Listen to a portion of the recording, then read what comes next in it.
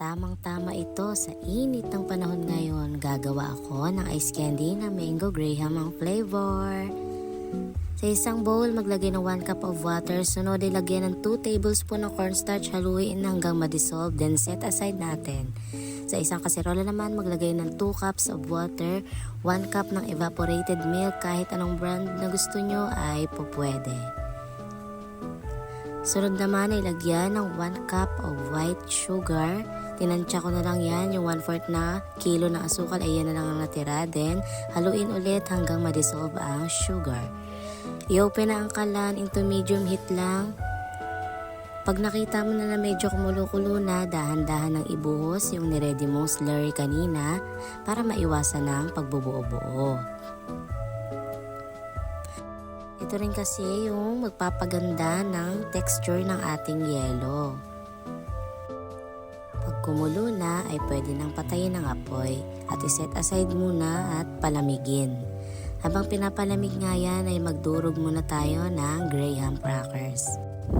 Nag-slice na rin ako ng 2 pirasong mangga, bali 4 na pisngi lahat yung magagamit ko.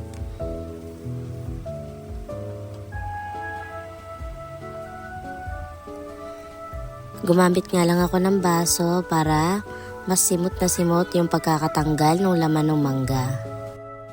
Panahon nga rin ng mangga ngayon kaya medyo mura ito sa palengke. At isa pa, ito rin ang paborito kong mga flavor sa mga shakes, ice cream, yan. Yung 2 slice, dinurog ko lang, gumamit lang ako ng tinidor.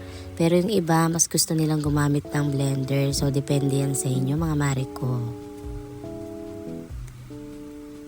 Yung ibang mangga naman na natira, yung 2 pang slice ay hinuwa ko lang into cubes para naman meron pang chunky texture. Yung ating ice candy, yung tipong makakagat-kagat mo pa yung mangga pag kinain mo na ang iyong ice candy. Sunod naman ay pagsasama-samahin na natin lahat ng ingredients.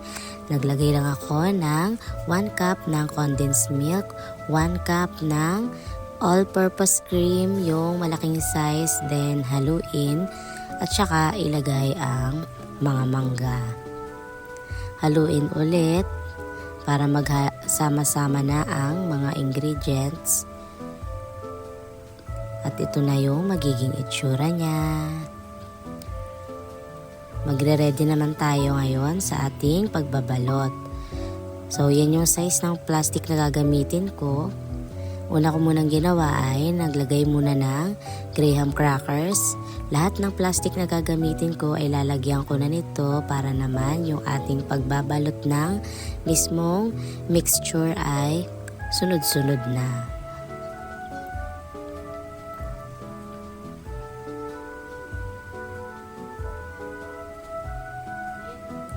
Umpisahan na natin ang pagbabalot. Gumamit lang ako ng embudo. Siyempre para maiwasan din natin ang pagkakatapon. Mahirap na magkalat dahil medyo malagkit nga itong ating ice candy. Sa pagtatali naman kailangan siksik na siksik siya para pag tumigas na yung ice candy ay hulmang-hulma siya. So hindi ako expert dito kaya wag niyo kong i-judge pero tinry ko yung best ko dyan. So ito na yung mga nagawa ko.